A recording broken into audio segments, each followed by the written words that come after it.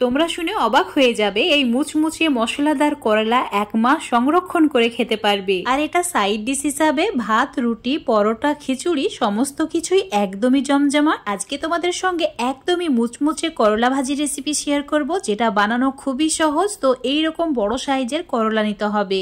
এখানে 500 গ্রাম বড় সাইজের করলা নিয়েছি। আর করলাগুলোকে অবশ্যই প্রথমে ভালো করে ধুয়ে নিতে হবে, তারপর পরিষ্কার কাপড় দিয়ে মুছে নিতে হবে, যাতে করে করলার গায়ে কোনো জল না লেগে থাকে।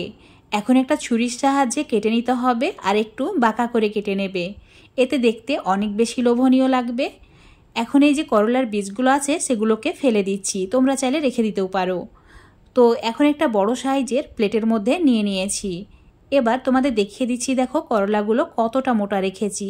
এটা খুব বেশি পাতলা করা যাবে না, আবার খুব বেশি মোটাও রাখা যাবে না, ঠিক মাঝামাঝি এরকম করে রাখতে হবে। এখন এই করলার মধ্যে দিয়ে দিতে হবে স্বাদ মতো নুন 1 চামচ, আর দিয়ে দিতে হবে 1/2 চামচ ঝাল লঙ্কার গুঁড়ো, আর দিয়ে দিতে হবে 1/2 চামচ হলুদের গুঁড়ো। এখানে ধনের গুঁড়ো 1/2 চামচ আর জিরের গুঁড়ো 1/2 চামচ মতো অ্যাড করতে হবে। আর এখানে কাশ্মীরি লাল লঙ্কার গুঁড়োটাও 1 চামচ অ্যাড করবে, খুব সুন্দর একটা কালার আসবে।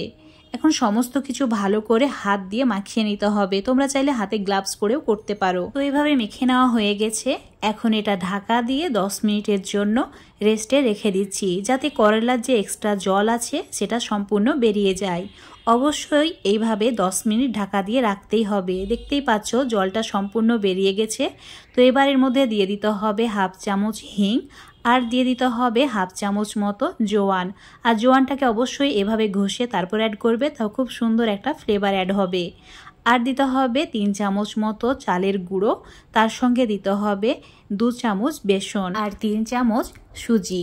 অবশ্যই সুজিটা অ্যাড করবে, সুজি দেওয়ার কারণে অনেক বেশি মুচমুচে আর খাস্তা হবে। এখন সমস্ত কিছু হাত দিয়ে ভালো করে মাখিয়ে নিতে হবে, কিন্তু খুব বেশি জোরে মাখাবে না, না হলে এই করলাগুলো ভেঙে যাবে। আলতো হাতে মাখাতে হবে, যাতে ভালো করে কোটিংটা হয়ে যায়। তো এখন একদমই রেডি হয়ে গেছে ভাজার জন্য, সঙ্গে সঙ্গেই ভেজে নিতে হবে।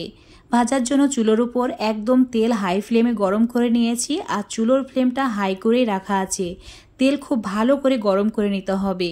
তারপর একটা একটা করে এইভাবে তেলের মধ্যে করলাগুলোকে ছেড়ে দিতে হবে। কিছু সময় ওয়েট করতে হবে যাতে করলাগুলো উপরে ভেসে ওঠে। যখন দেখবে এইভাবে ভেসে উঠেছে, চুলোর ফ্লেমটা একটু মিডিয়াম করে দিয়ে একদম লালচে করে ভেজে নিতে হবে।